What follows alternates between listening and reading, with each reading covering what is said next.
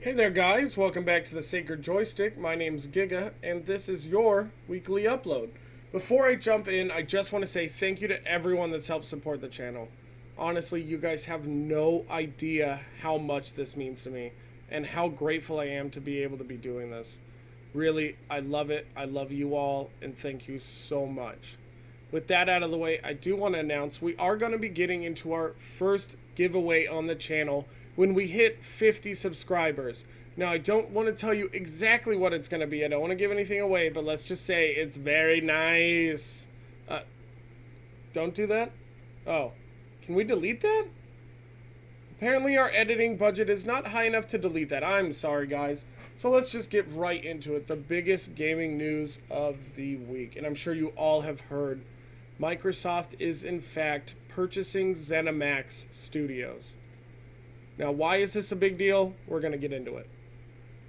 First off, Bethesda, id Software, Arcane Studios, we're talking some of the greatest video game developers are owned by ZeniMax. And now, once this deal finalizes, they'll be owned by Microsoft. They are going to be able to drop so many more games into their Game Pass. The Game Pass has just at least doubled, if not more than tripled, with the amount that they can put on that. And that's one of Microsoft's biggest selling points in general, but also with this next generation of consoles. And for them to be able to drop games like original Doom anytime they want, or even Fallout 2, like a port of that on the consoles, there's a lot of us who haven't gotten a chance to play those original Fallout games.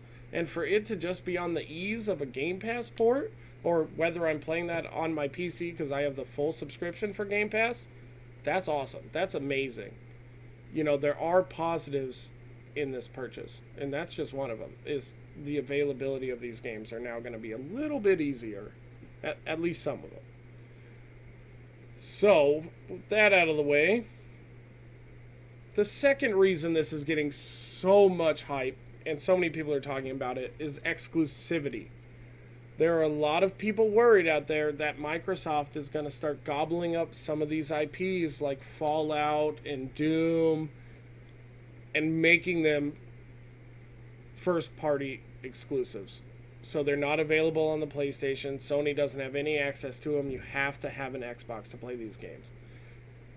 And I get it. I understand why people are worried about that. And whether or not that's going to become a reality, I can't tell you. I do understand why Microsoft would do that. I see the business in it. You know, I understand the economical move to do this. But as far as, I don't want to use the term gatekeeping, but, you know, there are reasons why people see this as a negative. And, you know, that's fair. That's fair. Another reason this is big, and I don't see people talking about this as much, let's take a step back and talk about Bethesda and how they've acted in the last couple years and how their public relationships, let's say, is a little tarnished at the moment between that awful bag, the fact that I couldn't even drink my Nuka-Cola. I mean, there are a lot of reasons why people aren't lining up to pay their 76 subscription anymore.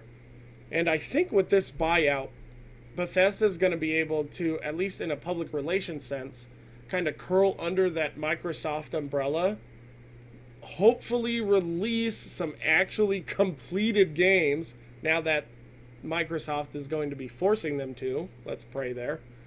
And come back with the next major Fallout that's going to blow us away. And, you know, they've been, I don't want to say they haven't been trying, but maybe this is the move they were doing to try to get back on our good side.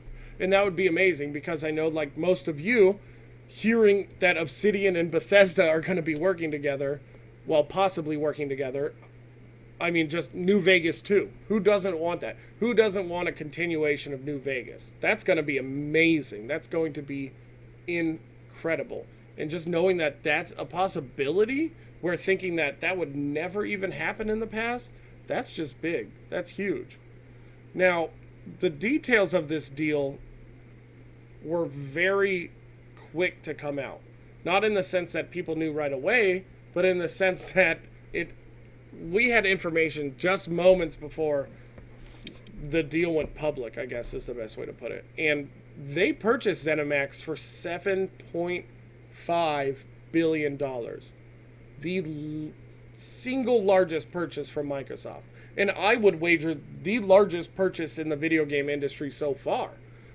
The way inflation works in foreign economies, maybe that's not true, but I would garner to believe it is.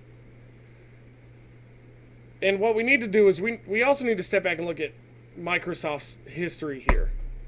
When they purchased Obsidian in 2018, they were working on the Outer Worlds. And we all know the Outer Worlds dropped cross-platform. So there's a little bit of hope there for everyone who's screaming about the exclusivity problem. And the other bit of history, or, well, recent history, I guess, is that Phil Spencer did comment, and he's on record saying that the current commitment and contracts they have will be honored. So that means games like Ghostwire Tokyo and Deathloop are still going to be console exclusive, timed events, so they're only available on the PlayStation for so long. So seeing that, that gives us a little bit of hope that maybe they won't just come gobble up these IPs as quick as they can. But, I'm just trying to look at the positives. I'm hoping we get some sort of Doom Guy Master Chief mashup co-op game. That would be kind of cool. Like maybe they're falling in and out of each other's worlds. That would be really interesting. I'm hoping also that Microsoft is going to be able to influx some of these companies with the cash, I guess is probably the most honest way to put it, that they need to really put out the games that we want from them.